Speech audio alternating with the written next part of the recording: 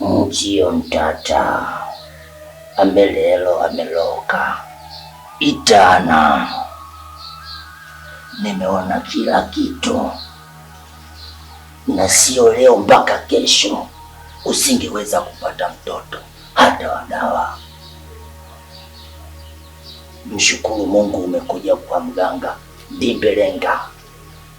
Waga siwezi kukosea kwenye taaluma alonipa Mungu. Na kukumbusha kitu, kuna kipindi ulikopo unakwenda safari yako kule kwa mamako mdogo Nyamulekendo. Kuna njia panda ulipita wewe, ilikuwa sio njia sahihi kwa upande wako.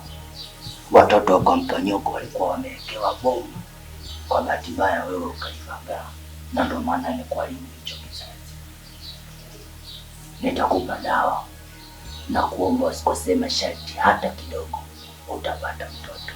Sawa? Sawa. Ameendelewa.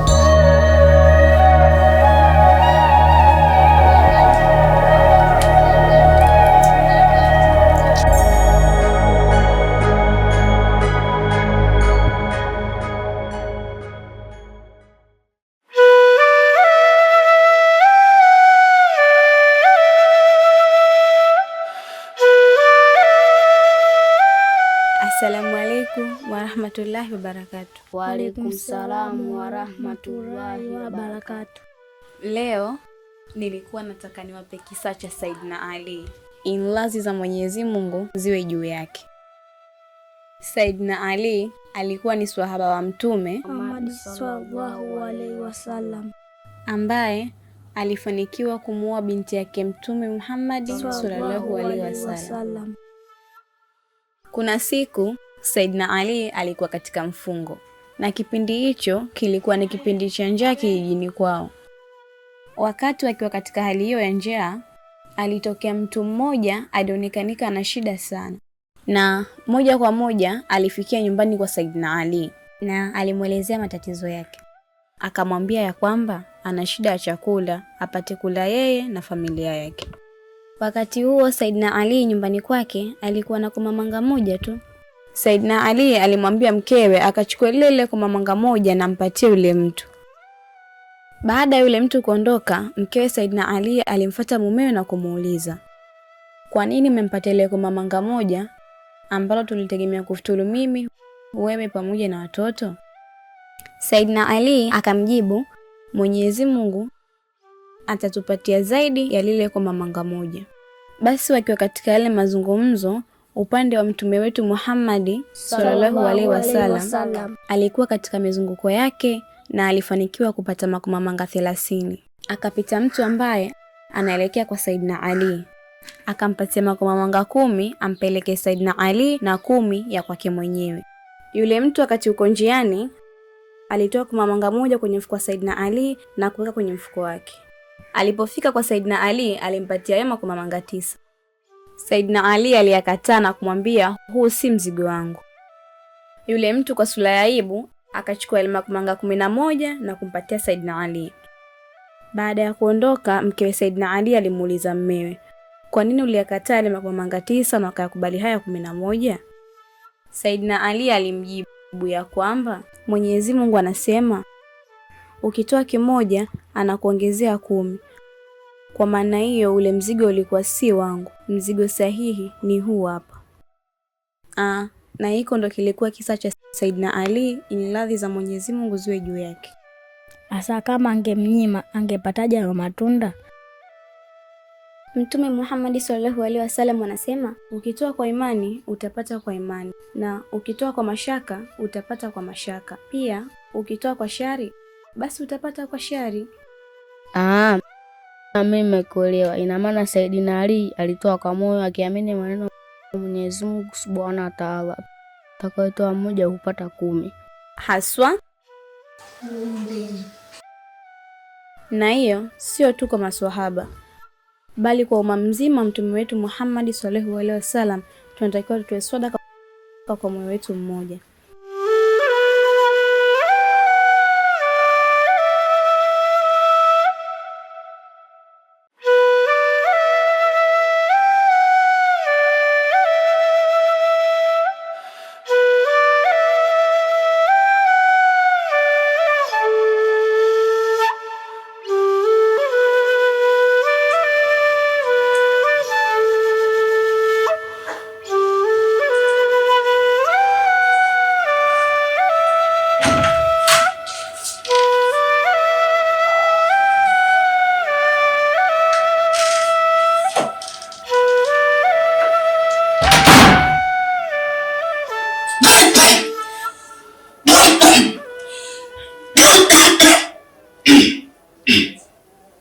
Wewe utakuja kupata TB wewe kwa hizo imani zako za ajabu ajabu. Kumbuka nafanya haya yote uje kuitwa baba siku moja. Mke wangu, mfumo wako wa uzazi huwezi kupata ujauzito wa kuchoma mitishamba hiyo. Hata hospitali hawezi kutusaidia pia. Na haya yote ni usda tu. Usda? Usda za kina nani? Ndugu zako. Unasemaje wewe? Ndiyo. Ndugu zako wanatuonea dongi. Kwa sababu tunaishi vizuri. Tuna amani na tuna pesa pia. Afu mbona unapenda kuhisi watu vibaya wewe? Hizo bado unatoa wapi? Sasa ngoja TB kupate, afu utajua mimi namaanisha nini. Ngoja siku nikuletee mtoto, ndio utajua namaanisha nini.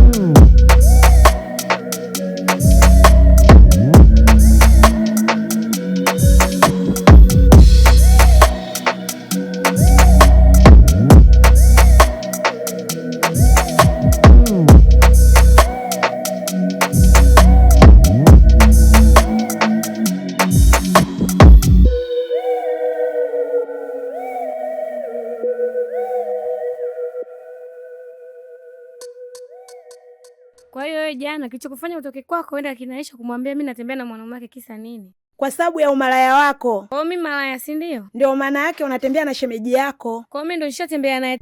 Toka tena nenda kawaambia kama nitembea naye.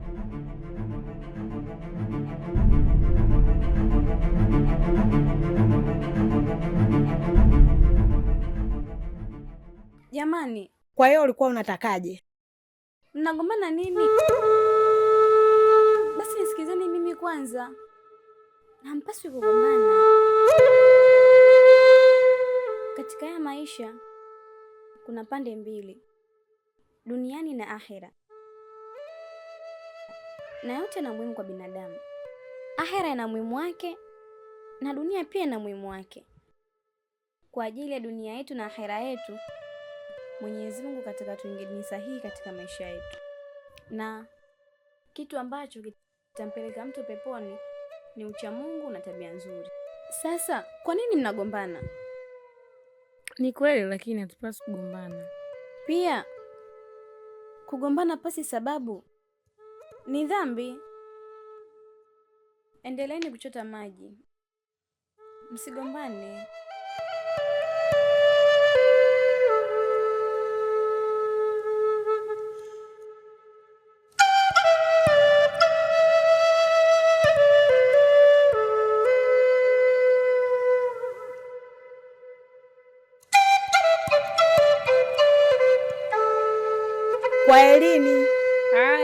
Baadaye mtakuja kucheza rede?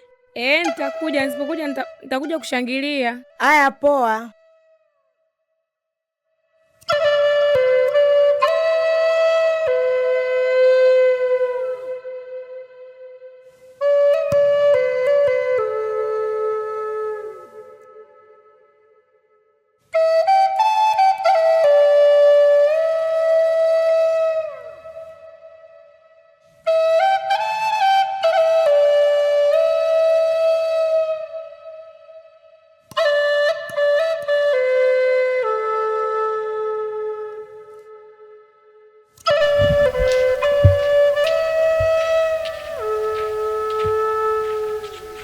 Odi.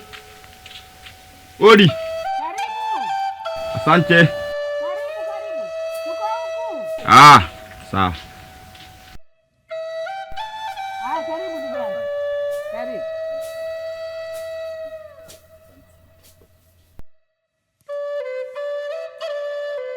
Oho, mzee Chikoti. Naam. Karibu bwana. Safi kwema. Karibu ndugu yangu bwana. Asante sana baba. Karibu bwana. Asante sana msikali. Ndio kimchamvua tu tunalimalima bwana. Karibu sana bwana. Asante sana. Karibu bwana. Karibu hapo. Karibu kae. Asante sana msikali. Pole na majukumu. Njema tu ndugu yangu. Bwana mguu wa kwako. Kwangu Nimetumwa ushenga bwana. Ndio. Karibu. Asante sana.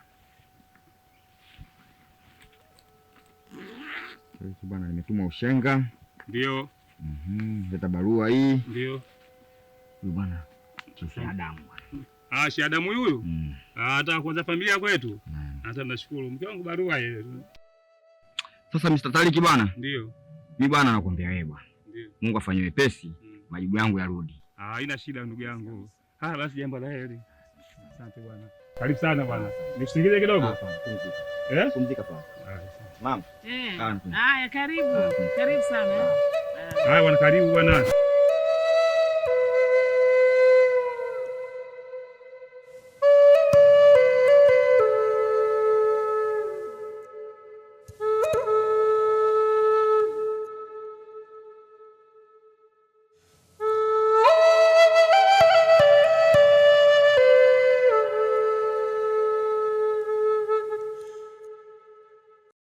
Assalamu alaikum. Alaikum salam wa rahmatullahi ta'ala wa barakatuh.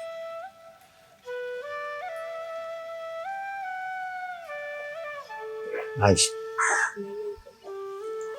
kutazama sura yako kama kuna jambo linakutatiza.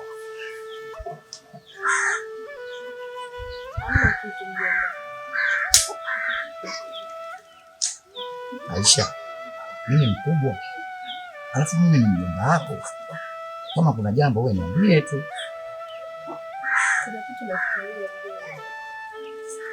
Ni kitu gani?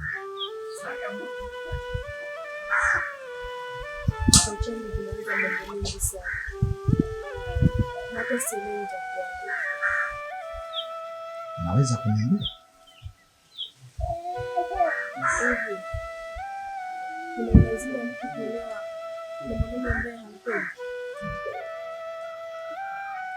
Sio lazima.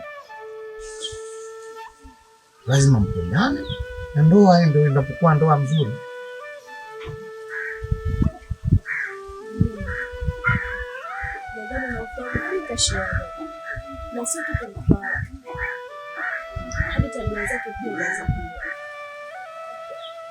Shahada?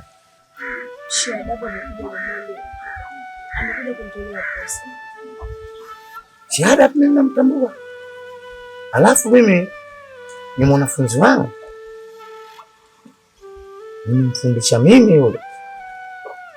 Lakini kwa bahati mbaya akamshauri kama atakuja kuleta pesa nyumbani.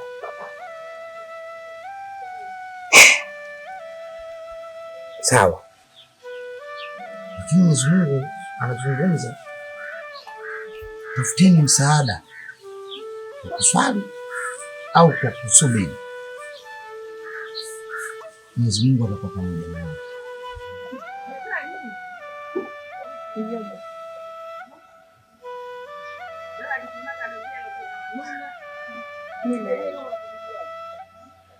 Sawa mjomba wangu.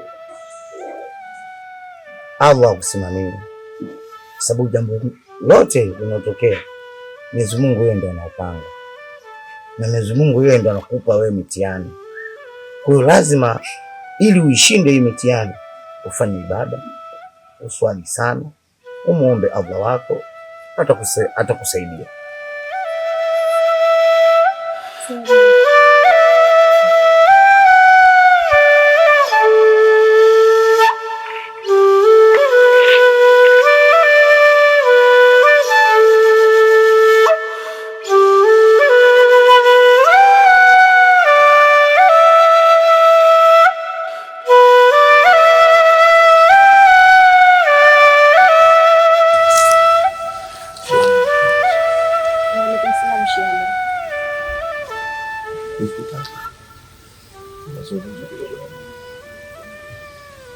Unajua nifikiria kuchumbia na fadhangu kozi namaanisha barua bakia tukipengele kidogo sana, lakini Sheikh Adam, nijiona wasichana wote kwenye kijiji zaidi yangu mimi. Alafu pia Sheikh Adam, matendo yako ndio anafanya mimi niogope kuingia katika ndoa na wewe. Una historia mbovu katika kijiji. Aisha, mimi nimeolewa leo na wangu na kila mwanafunzi anasije tabia. Mimi nimevutiwa na wewe kwa sababu kwamba mimi hauna mafunzo kutoka madrasa nyumbani. Hivyo ndio kimekuja kwako. Alafu ni tabia ni kitu ambacho kimebadilishika. Maisha ni historia. Ukija kwenye hadithi za Mtume Muhammad, kuna kiumbe kinaitwa Abu Bakar radhiallahu anhu. Alikuwa mkatili, akisema na kuua. Akisema leo sitaki kuona mtu anatembea mtaani, watu wanalala ndani. Nabii alibadilika, alifuata ya Muhammad, nieleze Uislamu wako na kitu gani ndani yake.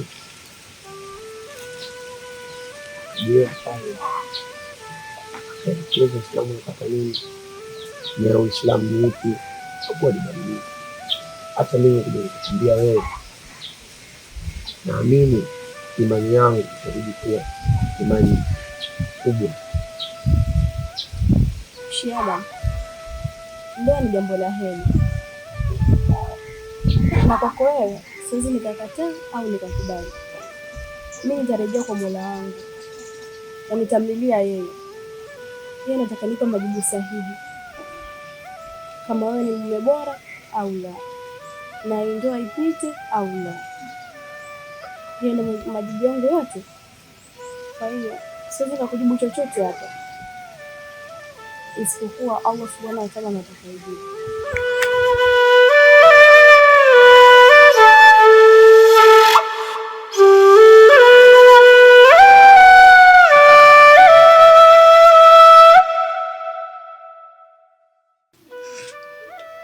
Ya Rabbi, uliumba moto na pia ukaumba maji. Ya Rabbi, uliumba maswali alikadhalika na majibu yake. Ya Rabbi wangu, pia ukaumba mchana alikadhalika na usiku pia. Ya Rabbi wangu, nimekuwa mja wako, sielewi ni kipi nifanye.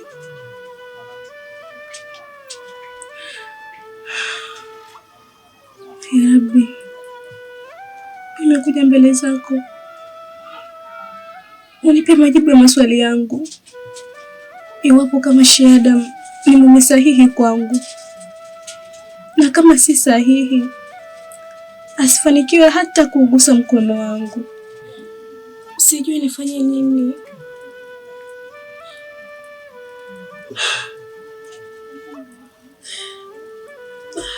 Ya Rabbi wangu, mja wako nimekwama, sielewi nifanye nini. nikubali au nikatae, lakini kwako wewe nitapata majibu sahihi ya maswali yangu. Ya Rabbi, pia nakuomba wape mioyo mepesi wazazi wangu, waweze kunionea huruma kwa hili swala. Ya Rabbi, kijali na kijiji changu kiweze kipata nuru. Ya Rabbi, nilindie imani yangu isipotee hata chembe.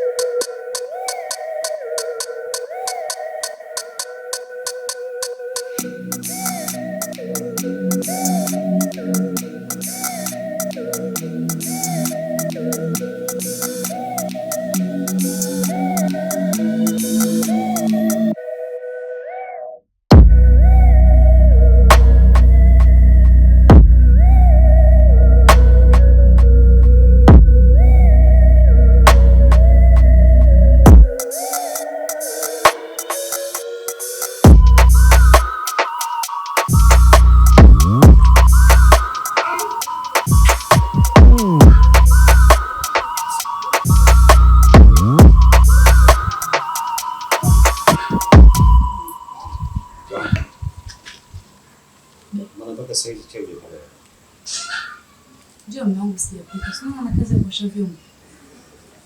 Unajua wewe ni vipi sana. Nachoka mume wangu kuhudumia nyumba huku na wewe mume wangu. Ndio sawa, nabidi utafute mfanyakazi. Sawa. Kila sitaki marada mjini. Kwa nini? Watakuiba.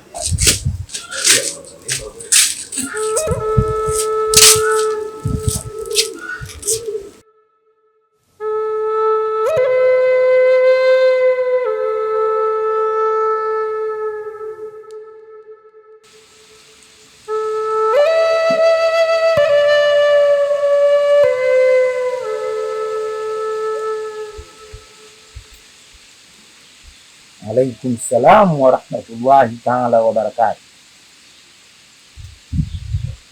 Naam, habari za huko bwana? Una habari gani? Sisi tunamshukuru Allah. Sijui nyinyi. Ndio, niko nyumbani. Nani? Sheikh Rashid. Habari za huko Sheikh? Naendeleaje? Ndio, nataka mfanya kazi. Ndio,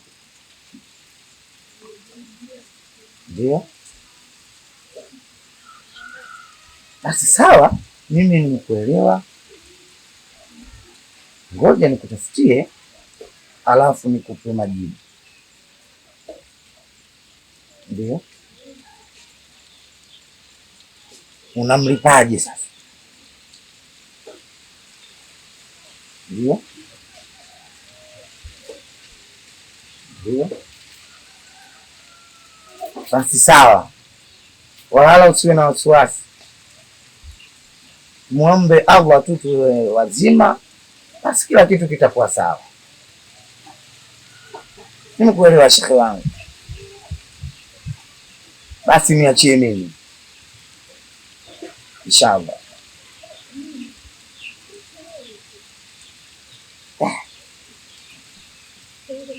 Rehma za Allah.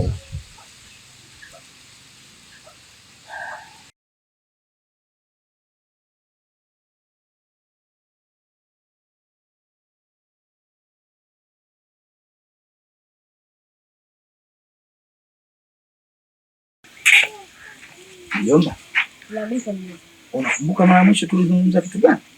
Nakumbuka mjomba. Nilisema kwamba majibu ya maswali yetu Allah Subhanahu wa Ta'ala ana majibu yake sahihi. Sawa sawa. Kwa sababu Mwenyezi Mungu anaweza kukupa hapo hapo au ukasubiri. Mjomba, mimi bado nasubiri, maana bado sijajibiwa maombi yangu. Mjomba, ama sipasi kusubiri ama nitachelewa kujibiwa.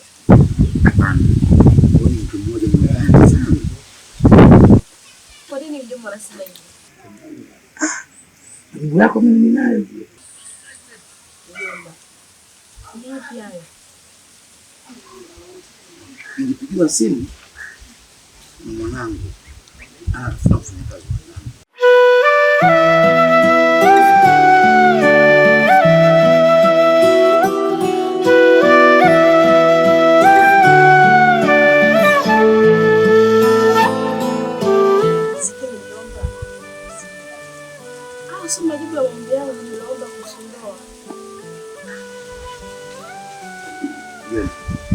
Ukifanya kazi nyumbani au kufanya kazi ngumu, utapata riziki ya kuwasaidia wazazi wako pamoja na wakati unasubiri utapata mume bora.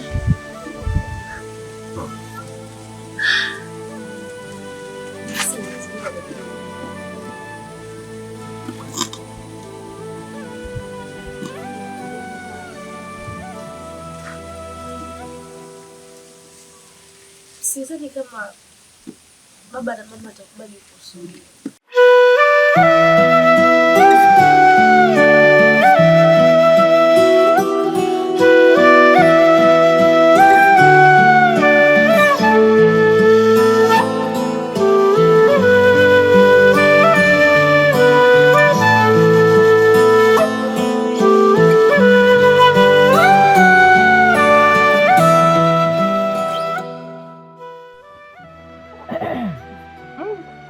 Haya, jana umelima nini ndugu yangu pale?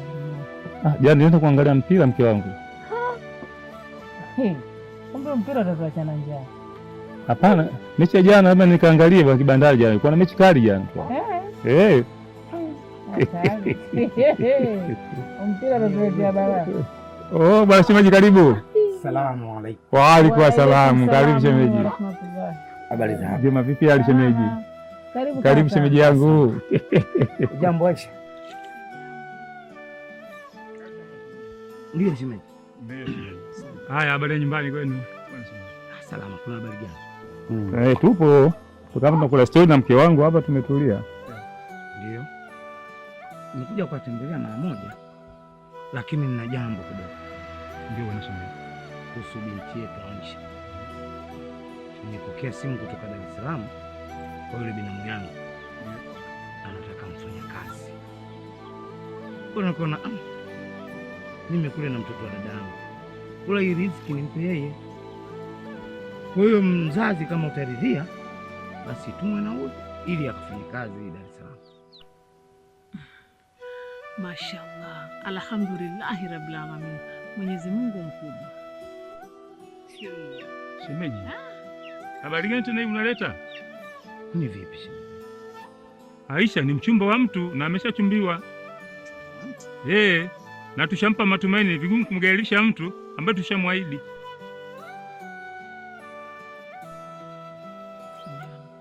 Kwani hiyo barua ilimleta? Sisi tunaijibu. Kaa kimya. Kukubali kupokea barua manake ni kukubali. Shemeji, utapokuwa kuchukua maamuzi, kuwa makini na maamuzi unachukua.